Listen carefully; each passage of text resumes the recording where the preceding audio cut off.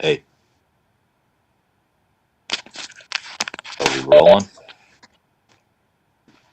I don't. All of a sudden, my computer decides to crash on me here. So, yeah, yeah, I wasn't able to research a couple of these things. So, oh well, we will wing it. You know what? Let's take off. I don't know why we have Rich doing texts anyway. Yeah, take that off because he won't be listening to this.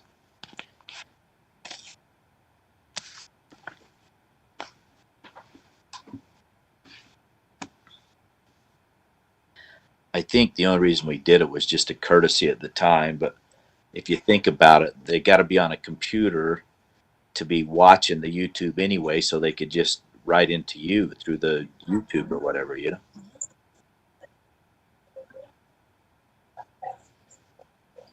Has he? I don't ever remember getting one. Oh, yeah, you might be right on that one.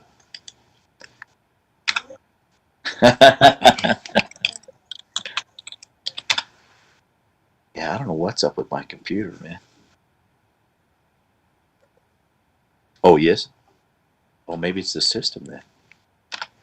I couldn't get it to pull anything up. Like if I tried to do a search or whatever, nothing was there.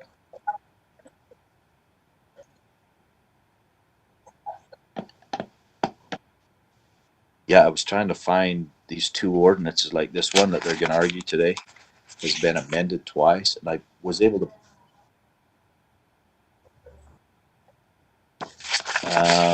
The one I couldn't find was, oh shoot, it's on here.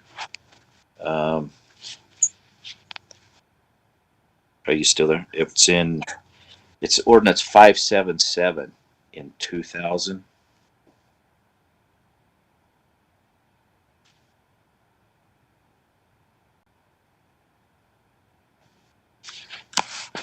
I wasn't even here in 2000, so that's why I don't think I even have it.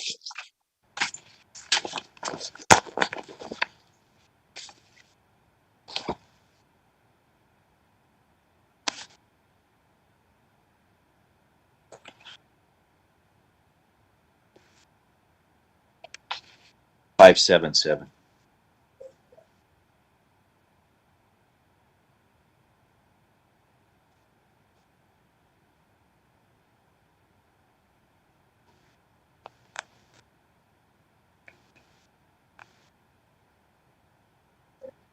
Oh, is he?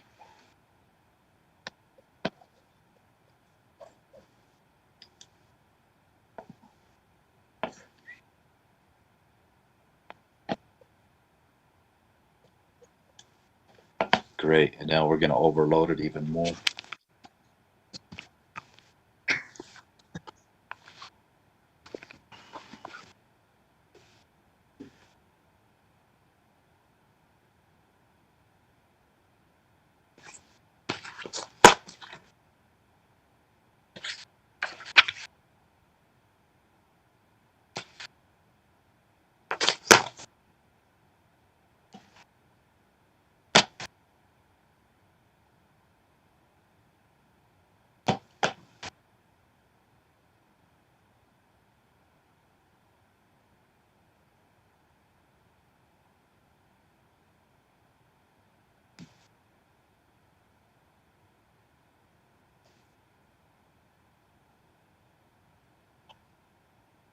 Yeah, so if I like do a search, like a Google search or whatever, it just spins. It won't go anywhere. It does nothing. So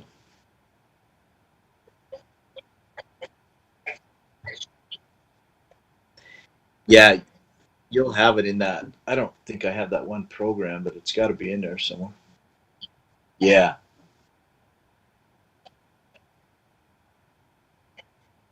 it must be the system then that's messed up.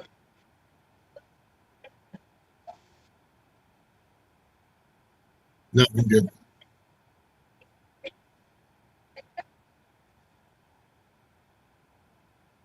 See, I tried to open the e-file and it's giving me all kinds of errors. I use my laptop for just about everything, though, so my desktop has always been slow.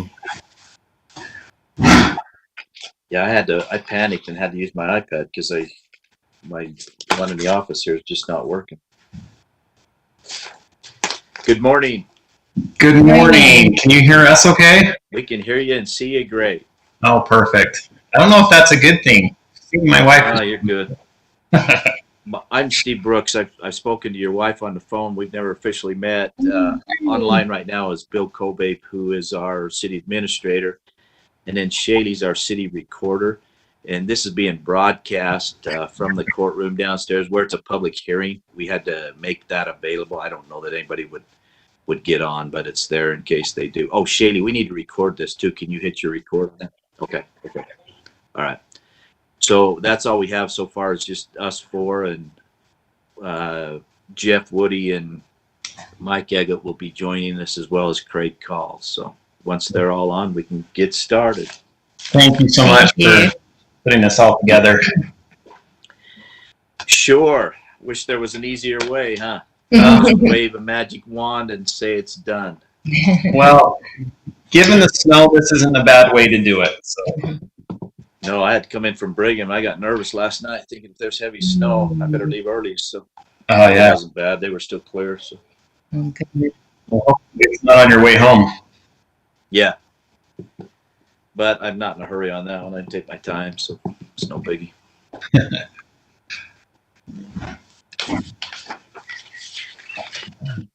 Bill, are you familiar with the whole setup on this deal? What's going on? Okay. Your sound's off, Bill. Okay. Nobody wants to hear me anyway. There we go. I'm going to rely on the explanation from Mike and hear what the Tigers have to say and see how it goes. But I'm not familiar with the particulars on this particular issue. All right. Oh, it looks like Craig's on. Craig, can you hear us? I can see you.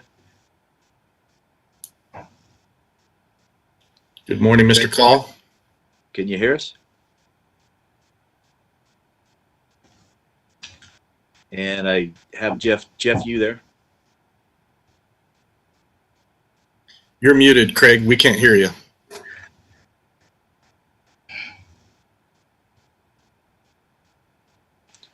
Shaylee, can you try and turn his sound on where you're the administrator on that?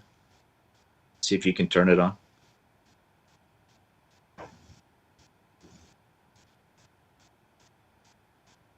Okay, I'm seeing now Mike's on. Mike, can you hear us? Okay, Jeff, I still haven't heard from you, and we still can't hear Craig. Everybody else, I believe, is in. What's it doing, Shady? Does it do anything when you try to turn him on?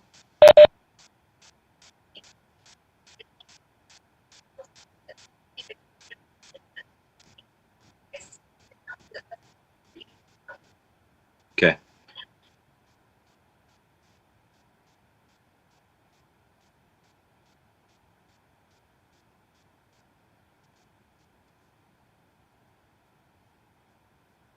I don't think that worked. I think that muted everybody, but then gave them the option of unmuting, which I think we all had before.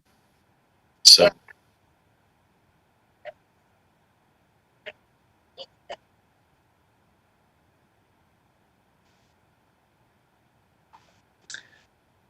I wonder if Craig could even call in.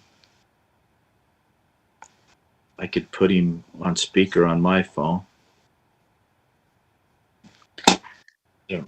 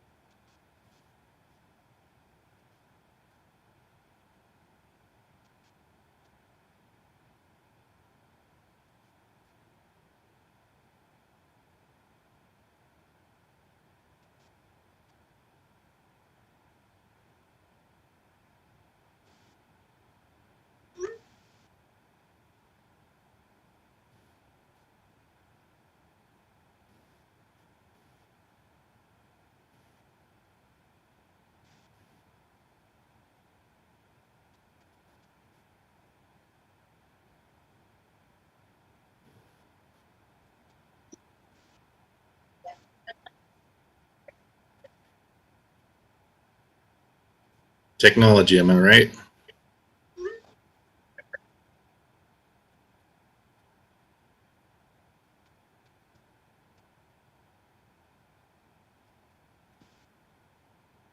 Okay, I sent him a text to see if he couldn't try and we could call and use his video on this and then use his audio on the phone if he wants to try that. But he hasn't responded, so.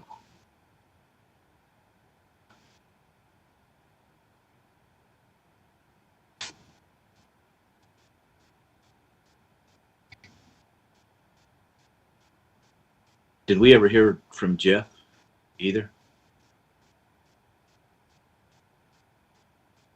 Okay, it's popping up that Craig might be calling in. Craig, are you there? I see you. I see you. I'm We still can not see you, hearing Craig, but we can't hear you. you. I sent him a.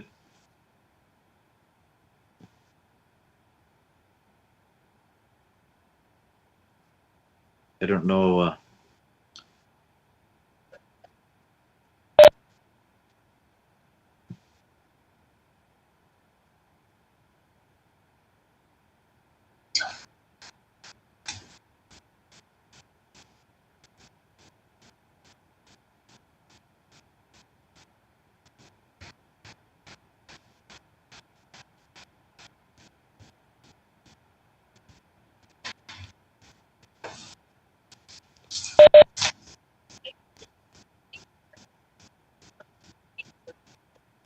Well, it must be the system because mine's doing the same thing. Okay, looks like I'm going to call him here. 801-859. I can't see that. 2255.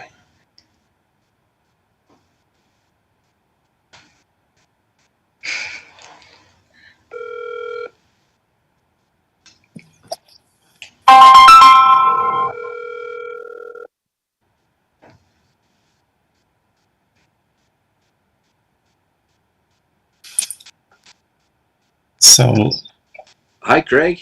hi. I can hear you. We'll do this kind of a two-step approach here, but I'll just keep you on speaker, and then why don't you go ahead and say something, make sure they can hear you. Okay, thanks. Okay, it might be giving us feedback, unfortunately, but we're trying everything from our end to try and get your sound on, and it just wouldn't. We could see you fine. Sure.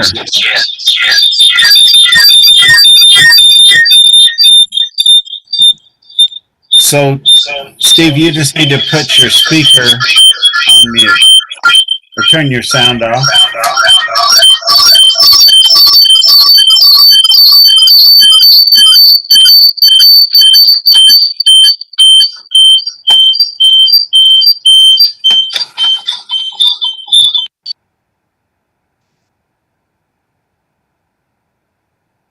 Okay.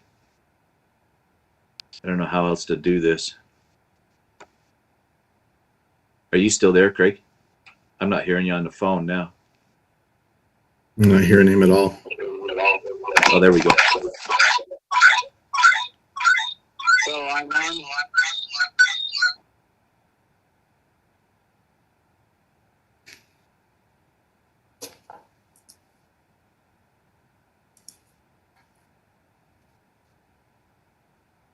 Really funny.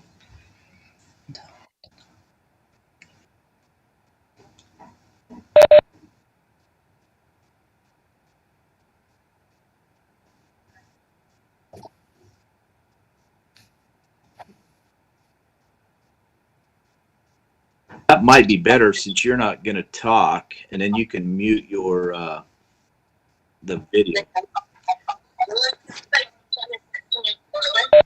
Yeah, Craig, will you hold up your number again? She's going to call you on the court phone and try it and do it through the court.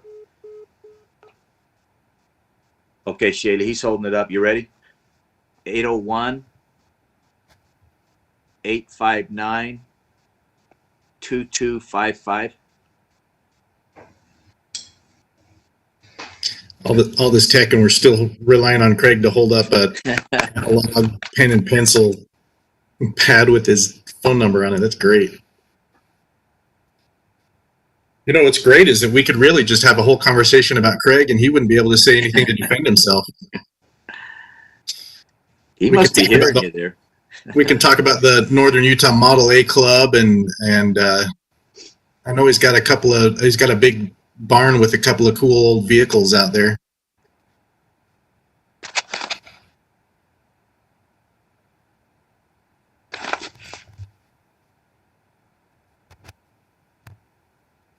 Shady, how we looking on that end?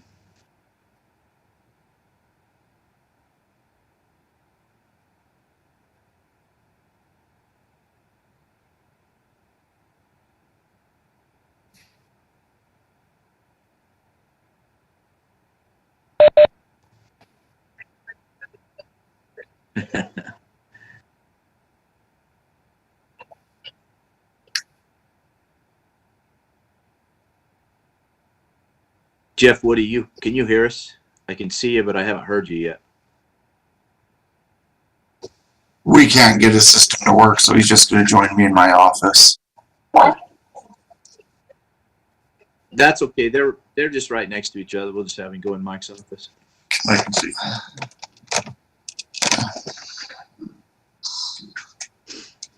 He is here. He is here in my office next to me, so maybe not on camera, but he is here.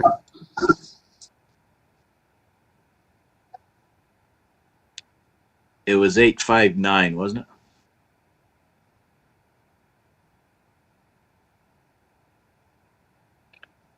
$2255.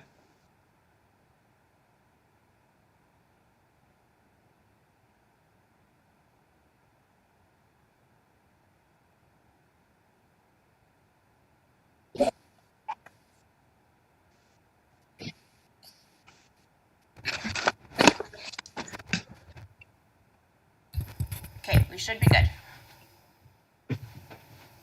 So how's this working? Can you hear him?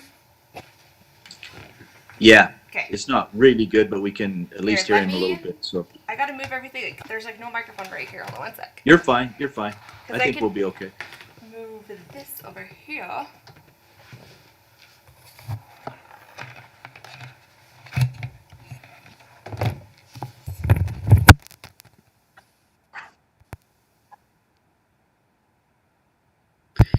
You're doing great, Shaylee. Hang in there. Thanks. Oh, thanks. I'm a klutz, guys.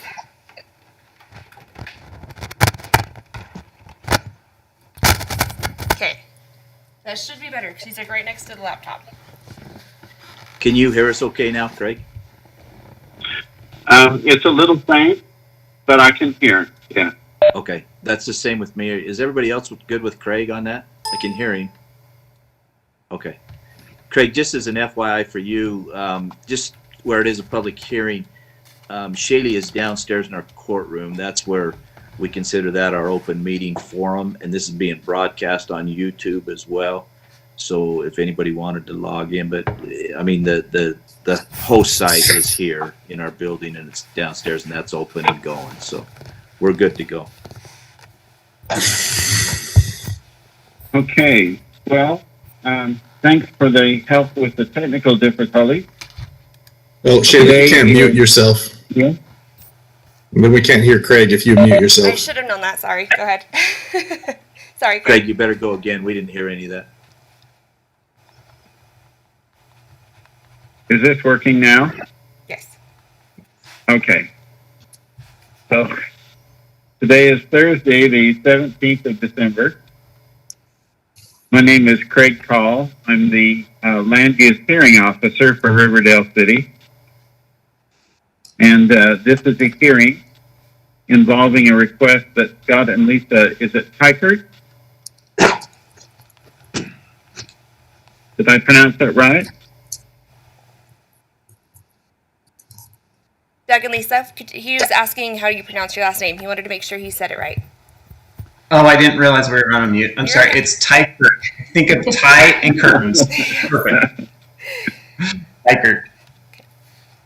Is your last name pronounced Tykert? Yes. Okay. Let me, I see that Scott and Lisa are here. Let me also make a note of who's here from the city, if I could, please.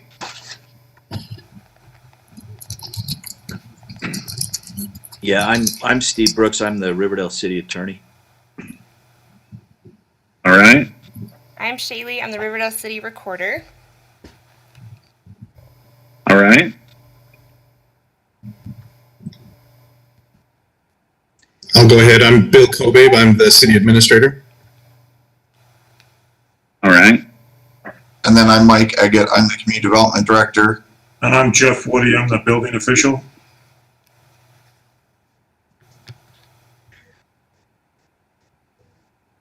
One more time on the name of the development director. Mike Eggett, Eggett. All right. Thank you. All right. Again, I apologize for the technical difficulties. For some reason, I don't quite understand. My computer and WebEx don't get along very well. So I think we'll be able to go ahead. Is there any objection to going ahead with that limitation that we have? Not from the city. Okay, hearing none. So the best thing, let me just mention that I'm a land use lawyer and I understand a little bit about land use law and have been doing this for quite a long time. But in my role as a hearing officer, my job is to remain neutral and just try to make a decision based on the law. And one of the characteristics of this process is that I don't talk to anybody about anything except here at the hearing. So I know absolutely nothing about this except the email exchanges we've had. So certainly seen the documents submitted and have reviewed them, including the most recent one from Lisa and Scott. And we haven't received anything formal from the city yet in terms of a position. But I would like, I guess, to have Scott and Lisa start out, just kind of explain where we are and understand that we've all read the material. Just start the conversation with any comments you may have that you'd like me to consider as I review the matter. Okay. We first and foremost, we just appreciate everyone in going through this process. I know that COVID has not made anything easy, and we certainly don't mean to be a thorn in anyone's side or anything like that. And we've really appreciated everybody trying to help us as we navigate. And this is all new to us, so we appreciate that. So first and foremost, thank you. We've been in our home here in Riverdale for about 10 years now. Being 10, this house was much older than we are. And so essentially, we didn't build this house, if you will. And we've had a number of different projects in the house trying to remodel, and it's been, as you would have imagined, it's been kind of fun trying to figure out what the history of the house is and when they did what and all sorts of situations. We, this year with interest rates, we decided that we're committed to being in Riverdale. This is kind of home for us for the foreseeable future. And we decided with interest rates that we would, rather than sell our house or anything like that, we would remodel. So we just finished a kitchen project, and we went through the permit process and had a new kitchen put in, and we're so excited about that. In the back of our house, and we also put in a new driveway. And so we live in the cul-de-sac that faces, I guess the back faces 4400 South with the elementary school parking lot as our backyard neighbor, if you will. And we decided one of the projects that we really wanted to take care of is that we have we don't even know what to call it. It's, I guess technically it would be a porch, but it's a little bit more substantial than that. It's got a raftered roof over the top of it that's connected to our home. And so it guts out from the back of our kitchen, and it's been there for, I guess, we've been trying to figure this out probably 15 years, between 15 and 20 years ago it was put on. It did go through a permit process at the time, and so the roof itself covers this, what would be a back patio, but it's actually raised, and so there's footings that are part of that as well. We had the wild harebrained idea that maybe we wanted to put a sunroom back there and turn that into a sunroom. The other option would be maybe building an addition, but a sunroom just seems so less intrusive than anything else. So when we started this project, we started to look into, okay, how do we don't have any intentions of building beyond that footprint of the existing roof line that's over our home. And so essentially what we're trying to do is we're trying to enclose this space under our existing footprint. And so that's the really, really brief, non-technical, what we're trying to do. You want to enjoy it all year round, kind of an idea. So. Essentially, the backyard, the roof line itself, is, what do we figure? 20 feet from the backyard fence that we have. We've never done a survey across our backyard fence. It's a unique property in that the backyard of our house is the elementary school parking lot. And there is about 5 feet from the fence that we have to the parking lot, where the parking lot starts. That's kind of a no man's land, if you will. It's part of the city. I mean, it's not part of the city. It's part of the school, we think. We've never done a survey there. And there is a small, tiny, well, it's not tiny, but it's a small concrete retention wall. It's not even a wall. It's probably a foot high of concrete that goes all the way across. We think that maybe that had something to do with the canal that was once there. That property historically was President Hamblin's or the Hamblin family. And we know that the city doesn't have, the elementary doesn't have major plans in the next foreseeable future for that backyard space. So I guess ultimately we're just trying to build underneath our existing footprint of that roof. Sorry, that was a long-winded. Oh, that's good. I appreciate it. Would someone from the city like to express the city's position on this? Mike, why don't you go ahead and just give a brief summary and description of why you based your decision and on what? Okay, so for purposes of this meeting, I'll try to be brief and give the story from our perspective. We received a request or conversation about this covered patio, I don't know, maybe a month and change, requesting to do some improvements to the home and the patio area, like a small renovation. At the time, when I first analyzed it, it looked like it might have a non-conforming use application.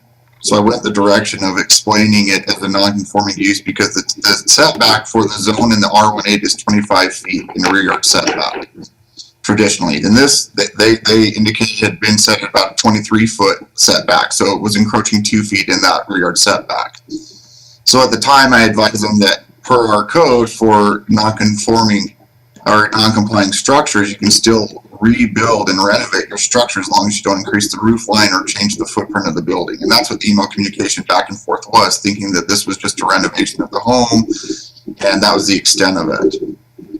After back and forth with the Tykerts, we both thought we were on the same page and we were good to go, that they were going to go that direction. And then we got their building contractor submitted a building permit to our building official.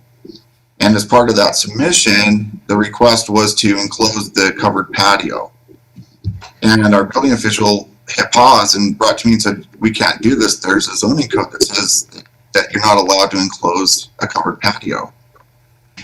So if you look at Title 10, Chapter 14, Section 4, Subsection L, there's clauses there, and I'm going to read them both. And then you'll see that I need to cure my initial analysis about the non-conforming, but the second still would hold. And the statement says, when a patio roof cover is attached to a dwelling in the rear yard, the edge of the roof shall not be closer than 20 feet to the rear property line, and the roof line of the patio roof cover cannot exceed the height of the existing roof line of the dwelling. That's the first sentence.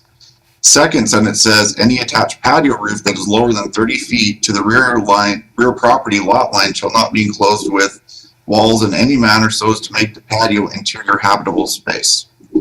So you can see as we looked at it, and as I talked to the building official, he corrected me and said, in this case, because we do have a covered patio, it can be up to 20 feet in the rear yard. So the non-compliant structure argument is no longer even part of the discussion.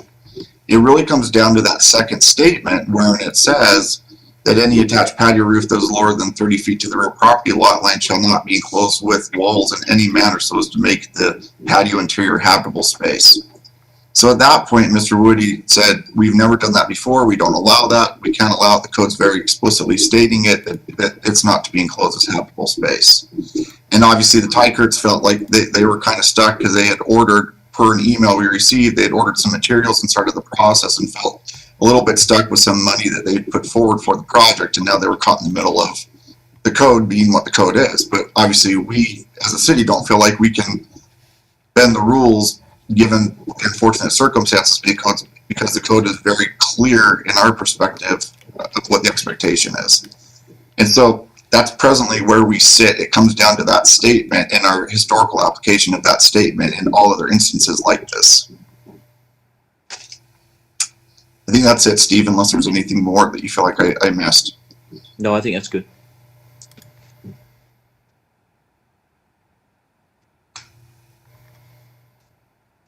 Okay. So, since there might be the chance of anyone from the public on the line, is there anyone from the public that'd like to speak to this issue? Don't hear anyone. Shady, are you seeing anybody, or did you receive anything?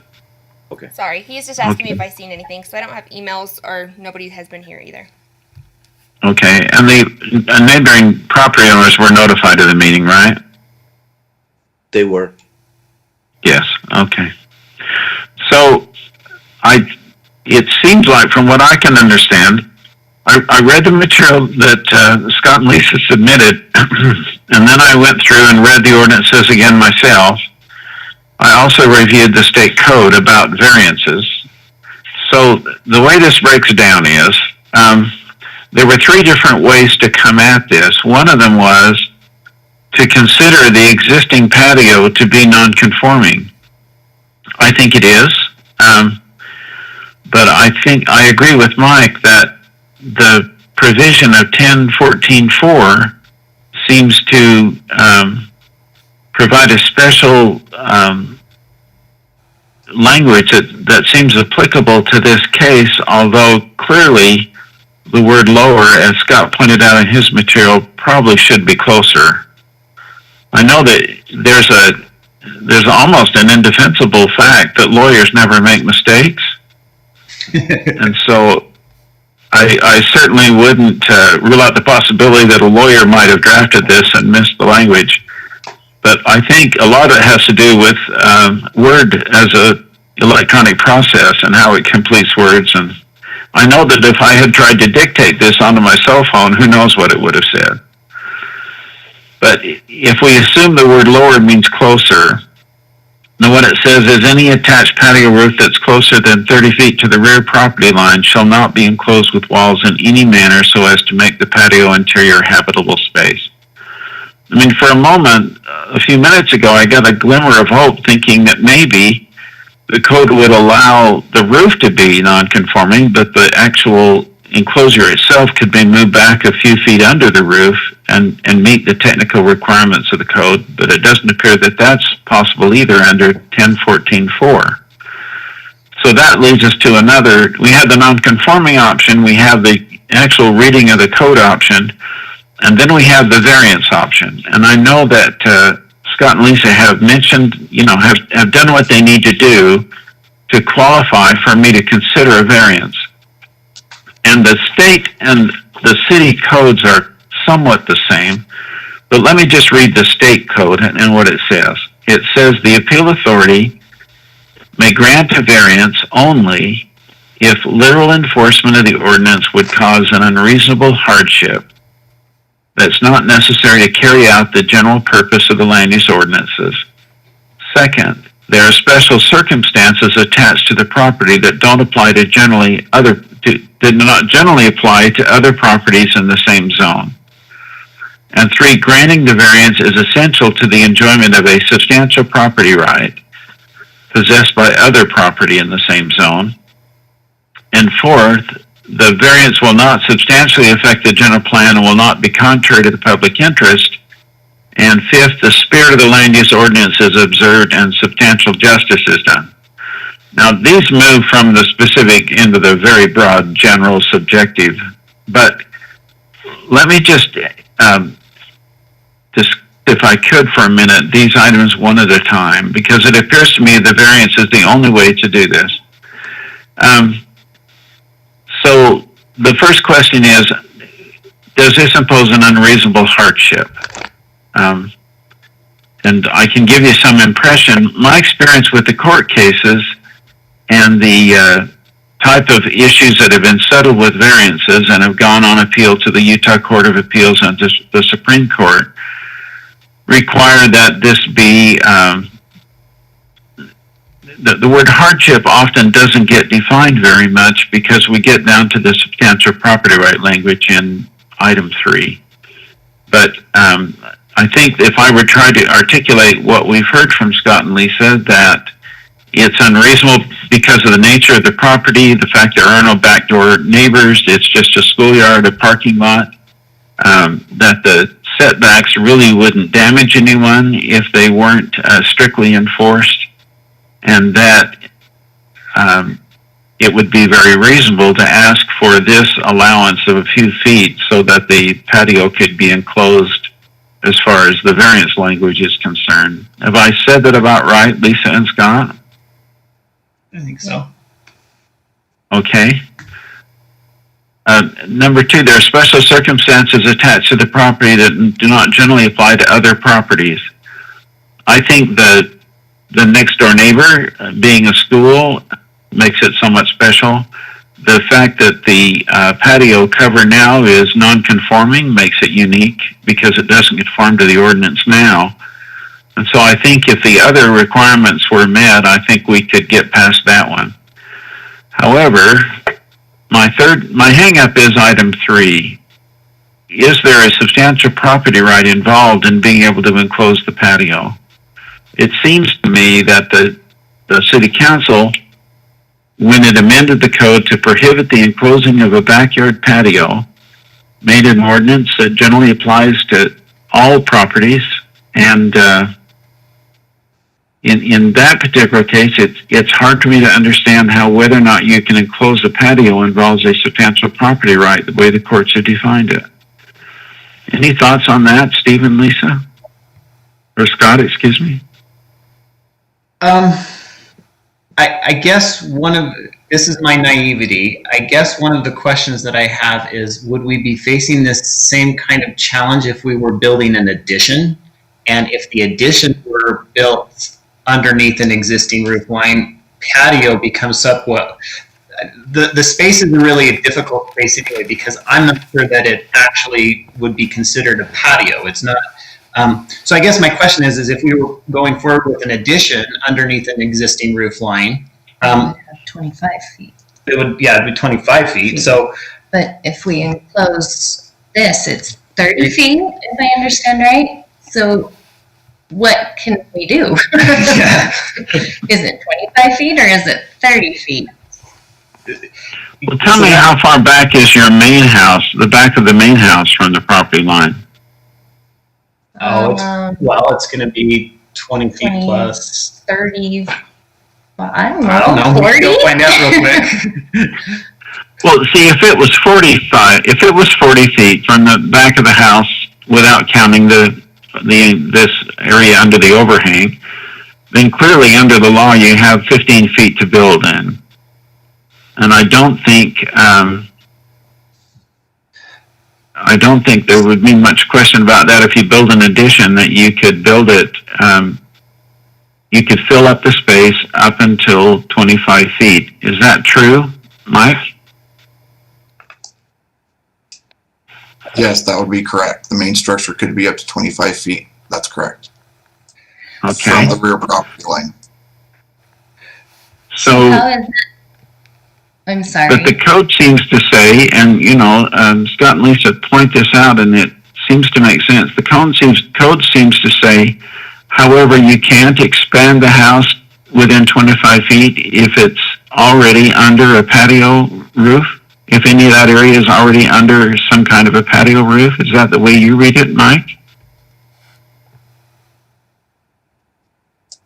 The way I read it when I look at L, if there's a patio and it's at a top patio roof, it's got a patio roof that's at the same height as the main home, you can have it up to 20 feet from the rear property line. It's an exception that's provided to covered patios within the city in all zones. And so that's how we've applied it historically. Our building official has applied it, and that's how the zone's been used in multiple zones throughout the city. So that patio cover is actually not non-conforming. That is, even in the current zone, the R8, R18, that you could build that patio roof back where it is legally. That's correct. Yes. In any zone, if you look at the first statement in L, you can be up to 20 feet if you have a covered patio. That is correct.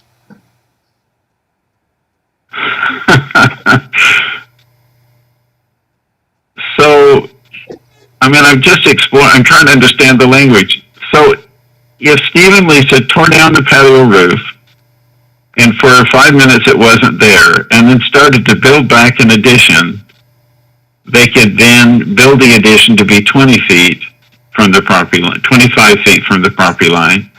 But if they try to enclose the patio the way it is now, they have to be 30 feet away from the property line. So they just can't enclose a covered patio if it's 30 feet or less, is the way the code is written. Right.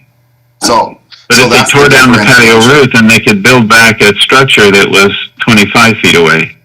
Up to 25 feet, yes. So if the patio and the patio roof were removed and they want to do an addition, they could build 5 feet. They could build up to 25 feet to the rear property line for their addition of their building. But then obviously that 20-foot allowance for the patio isn't applicable to any new structure. I think you just hit on where we've been so confused, Craig. Sure. Well, now I'm confused, so we're all confused together. So, if I understand right, if we just rip the whole thing out and then build an addition, we would get that 3 feet that we wanted to. But that becomes, I guess, from the variance standpoint, that becomes a hardship burden because that's going to be twice as expensive to get the same result. Well, yeah, I'm willing to loosely interpret the word hardship, but what I can't get past is the substantial property right. That is, it appears this language would apply and be awkward no matter where you were on any lot. And the right to enclose your patio has never been held by the Utah courts to be a substantial property right. So a substantial property right is access or the right to build at all. So let's say, for example, that the lot were created. Let's say that the lot were created and it was 100 feet wide, and then UDOT came along and took 20 feet of the lot. And all of a sudden the lot's only 80 feet wide, but the ordinance required 100. So we could easily issue a variance to allow the lot width to be 80 because without it, no one could use the lot for anything. And some ability to put the lot to some viable use is clearly a protected property right. But the right to enclose a patio, I just haven't ever heard a case where that's considered to be a substantial property right. So I guess Yes, go ahead. I'm sorry, I didn't mean to interrupt. I guess one question I have on the substantial property right is this structure that's in the back of our house. If we call it a patio, that's great.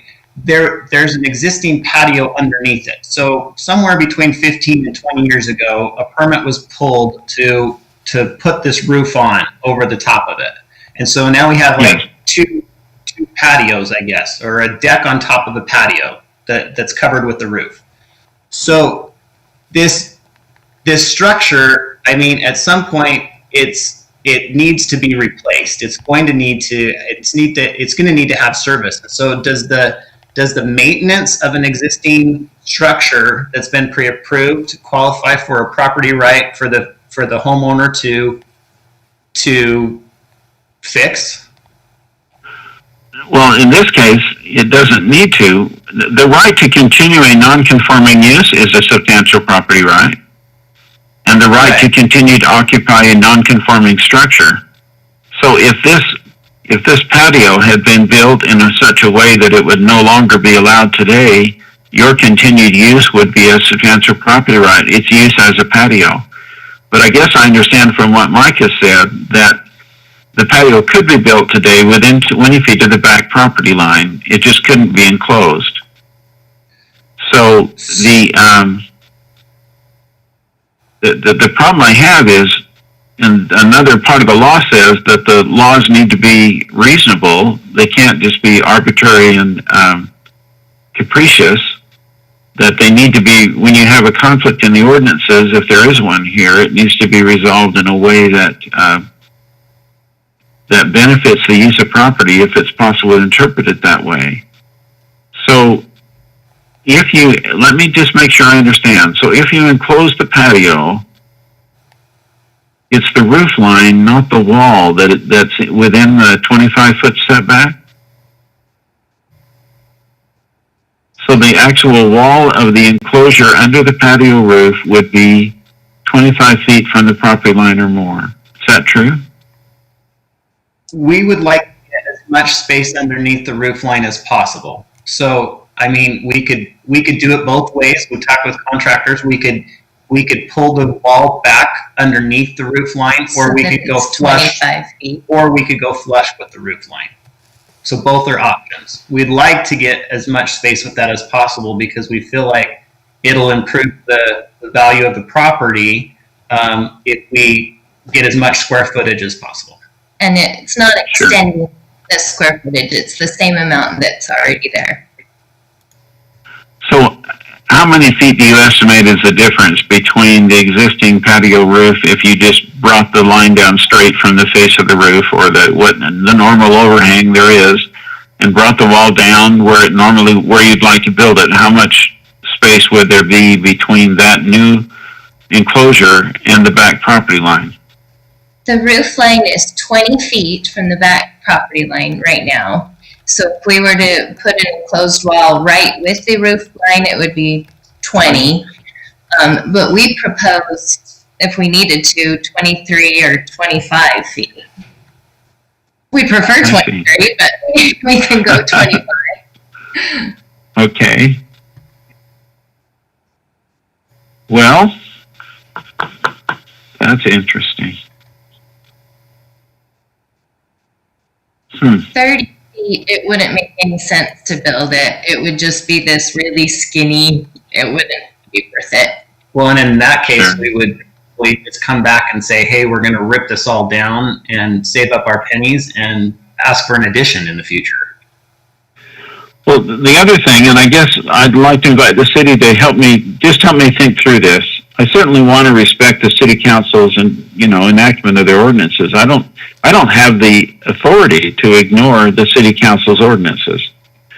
But I know in the definition of a rear yard, it talks about the distance between the main building and the back property line.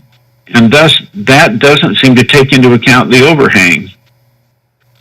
So in this case, the patio roof cover, of course, you have to measure from the roof cover because there is no main wall. There's just a roof cover. But in the second sentence of 1014.4, the one that Mike quoted to us, it talks about the roof being 30 feet away, and if the roof is within 30 feet of the rear property line, then nothing can be enclosed no matter how far back the main building is. And most of the time, these portions of an ordinance, there's a story behind it. There's some problem that was trying to be solved.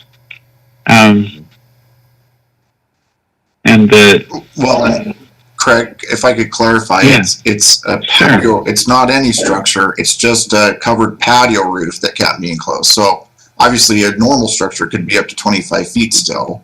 It's just the nature of it being a patio that's been covered that now puts that 30-foot standard into place. That's the way that we've interpreted and applied it throughout the years. So it's because of that covered patio.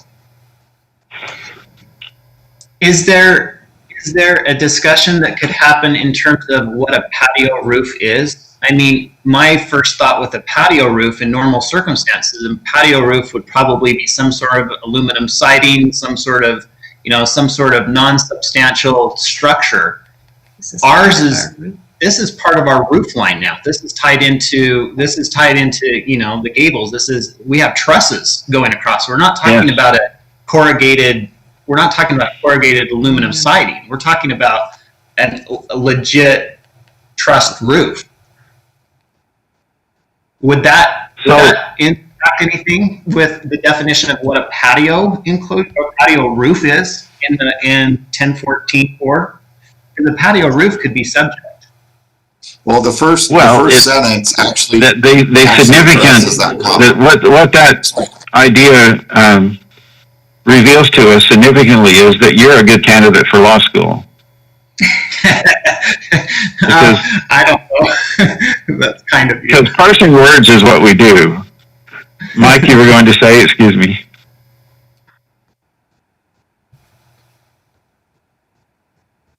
Did you want to say something, Mike? Did I interrupt you? Sorry, I apologize. I was just saying, I think that the first sentence has you're right, it's not super clear, and I give that, but it has a tendency to define that when it says, when a patio roof cover is attached to a dwelling in the rear yard, the edge of the roof shall not be closer than 20 feet to the rear property line, and the roof line of the patio roof cover cannot exceed the height of the existing roof line of the dwelling. So it tends to say that it can be a continuous roof line that becomes that patio cover. So it's there more subtly, but I get it that's not real clear what that definition is, but it seems to express that it could be connected to the main roof line of the existing home as an extension for the patio cover. Okay. So let me ask the city a couple of questions. So if a person, let's just assume that the patio cover on the back of a home was bought at Home Depot and attached, and it cost them a total of $300, and it's all aluminum, and it has some two-inch pipe that holds it up. If that's on the back of a home, could a person take that off and build a room under it if it's within the setback? If it's closer than 30, or if the patio cover was closer than 30 feet? Or would the fact that it once had some kinds of flimsy cover means that it somehow changes permanently the amount they can add on to the building? So it's still a roof over a patio, so it would still have to meet the code. Doesn't matter if it's aluminum or wood. So it still couldn't be enclosed if it was closer than 30 feet. But if they took that flimsy cover off, could they add on to their house up to 25 feet?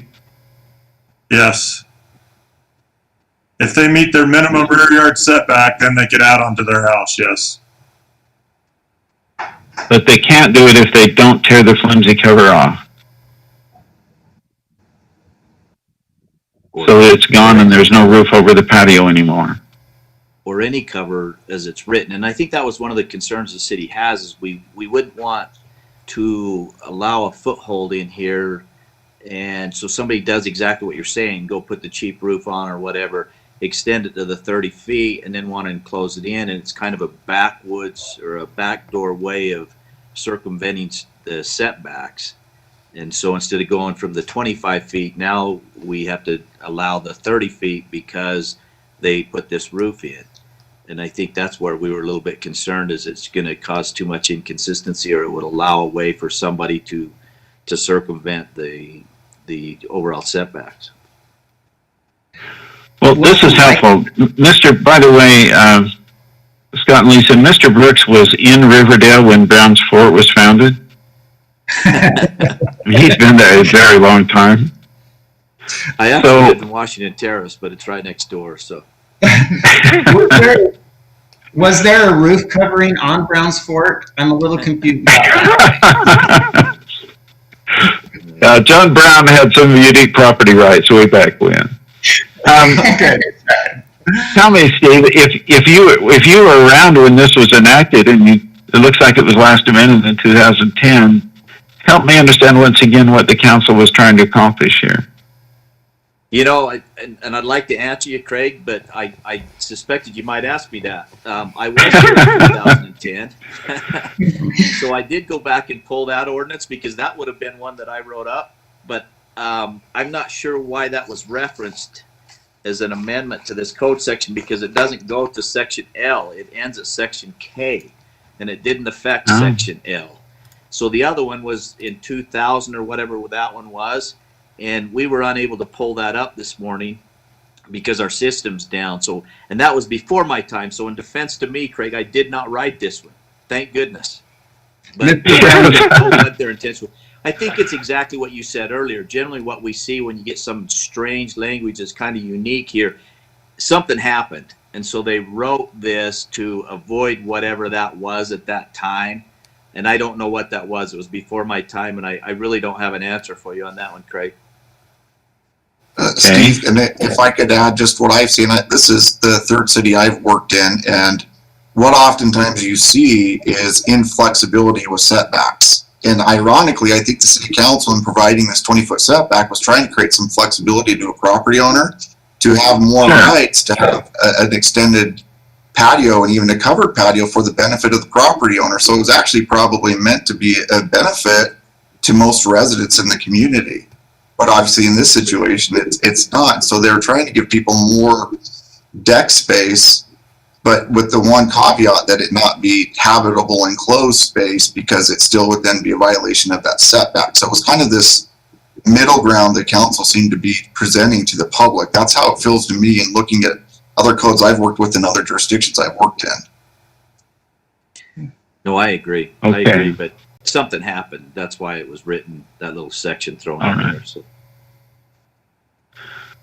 Well, interesting. I think the grammatical error or the choice of word error in that sentence indicates that it's subject to some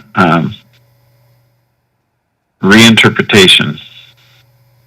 So, Scott and Lisa, I don't know how to get rid of the 25-foot setback. And so I don't know how to get you within 22 or 23 feet of the backyard, of the back lot line. I don't know that it involves a substantial property line, and the variance option seems to be the only way to get to the 22 or 23 feet from the back property line.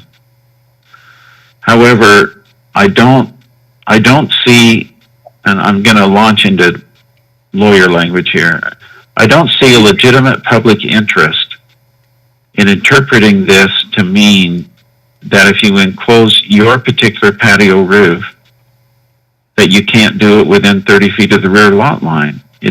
I don't know what public purpose that advances. I haven't heard a public purpose.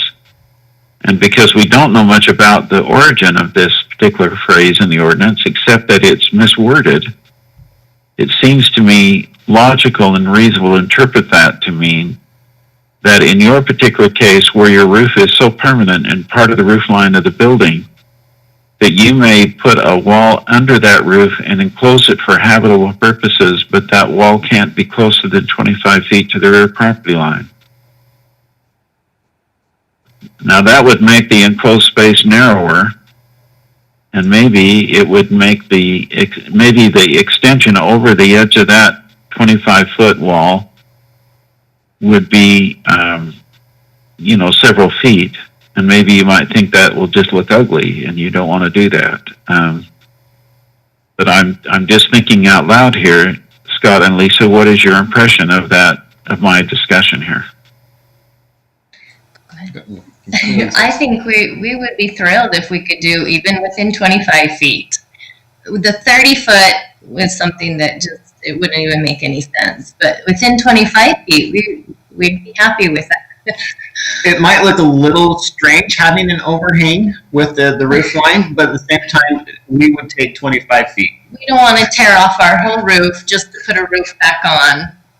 Yeah, it just doesn't make sense to pull it all out only to ask for the same thing as an addition. Yeah. And we're, and we really do appreciate we are throwing ourselves on the pleading here because we are wrapped up with a developer, a contractor, and we're going, I don't want to have to go figure that out already. So 25 feet, 25 feet is great. We could live with that. I mean, ideally, we'd like to go the roof line, but we can make it work, and we can hang some Christmas lights from that overhang if we need to. Or flags on the 4th of July or something. Exactly. Well, so Mike or Steve, what do you have any advice for me on this subject here?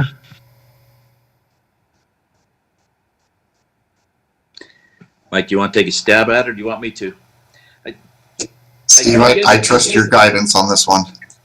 It's a little bit difficult, even as an insider, to look at this and say, well, if they could build a structure to a certain point, why we would prohibit that, given that. I do see where Mike's coming from on the 30-foot, but to move that back to the 25, I mean, if they could build the structure there, it seems senseless that we have them rip a roof off and then just redo the whole thing, because it's probably more work and cost than it should be. If it can be done within code, obviously, and then close it in within the 25 feet. That one I have a little bit more trouble with. I see, that it doesn't make a lot of sense. And I think we have to be somewhat user friendly here. I mean, these are still our citizens and they pay money. I don't know what the logic was behind this originally, but it is there. And, from the city's perspective, we feel an obligation to enforce that part of it, the 30-foot. As far as a lesser amount, Craig, I mean, we trust your judgment on it. And like I said, if it follows code, I don't know why we would have that big of a strong objection to it. I mean, that's just my thoughts and my feelings. Maybe Mike and Bill disagree with it, but that's kind of where I'm at. I would feel a little bit uncomfortable taking that into court and trying to justify that in front of a judge and then tell the judge, yeah, we want him to rip it off just to rebuild it. That just makes no sense to me. Thank you. Bill, any comment? No, I don't have any additional comment to that. I think that if we can make an accommodation and get to a place where everybody's equally upset, I think that's the idea. And the city isn't necessarily in the business of trying to put any kind of exceptional or difficult hardship on anybody. But we do have the codes, and they are for a reason, even if we can't determine what they are necessarily. There was a good logical reason behind why we did that, and sometimes it catches people in the teeth, and I feel bad about that, but that's kind of what we're dealing with. So, like I say, I feel like if we can get to a good place and kind of a middle ground here, I think that's generally a good thing. Okay, thank you. If I could just add, I don't know why the code was written the way it was, obviously, because I'm not the attorney and I haven't worked for this, but I have, enough research to know that oftentimes these setbacks are written for fire code. I mean, they're written to protect other structures. And I guess that's so we can all at least feel a little bit better. I mean, there are no structures behind us. There's a parking lot. And, so essentially we like to think that we've been good neighbors because we've dealt with a parking lot behind us for 10 years with kids kind of situation. And so I don't think if the setback, I don't think in harmony of the setback, I don't think we're creating a fire danger. And that is one reason why so many setbacks are written the way they are, is because you don't want dense housing and then lighting everybody on fire. And so that's one of the uniqueness that I think we could all sleep a little bit better at night with decisions, because the Teicherts aren't putting Riverdale City in a fire danger by the setback. And so that's just one little thought there that I don't know why it was written, but I would dare say fire is a big part of that. Okay, thank you. Well, thanks to everyone. And let me just tell you from my perspective, being too old and having been around too many cities, it appears to me that everybody's operating in good faith here, and that the city staff has been disadvantaged by the language, the way it's written, and the seeming contradiction in the goals that are attempted to be achieved here. So the good news is it was necessary to come to the appeal authority with this. I don't think the city had the authority to make the exception that I'm about to make. but the appeal authority would technically have the same power that a district court judge would have to interpret and apply the ordinance in a given case. And so in this case, I'm going to write this out so it looks lawyerly, but I'm going to find there's no public purpose in prohibiting an addition under an existing patio roof, which is within the setbacks allowed by the ordinance. If the roof was torn off and then rebuilt again, it would be allowed. I don't see that there does not seem to be any public purpose in requiring the demolition of the roof and its reconstruction. So therefore, I'm going to say in this one instance with this one property, and not necessarily to apply in any other situation in Riverdale, this language does not prohibit the construction, the enclosure of the area underneath the roof extension, so long as the wall of the enclosure, no part of the enclosure underneath the roof, is within 25 feet of the back property line, understanding that the roof above this enclosure cannot be extended any closer to the property line and may, if the owner wishes, be pulled back. But it does not advance a public interest to require that the roof be demolished in order to put an addition on the house. Now, I'll write this up in a way that may make more legal sense. Is there any question about that, if that's the ruling today? No, I think we're good. It's Craig. silent. I appreciate your time. Has silence swept over the room? Okay, then that is the decision. I will enter into a formal opinion. I appreciate the courtesy of everyone involved and again, the good faith. And I will try to get this prepared in the next couple of days so that it's available. And I think that completes our work today. Thank you for your accommodation of my particular technical difficulties I've imposed upon you. Thank you so much, everybody. We really do appreciate the time. Yes, thank you. I know it's been a long process. So we do thank you so much. Sure. Thank you all. All right. Thank you. Thank you Thanks, all. everybody.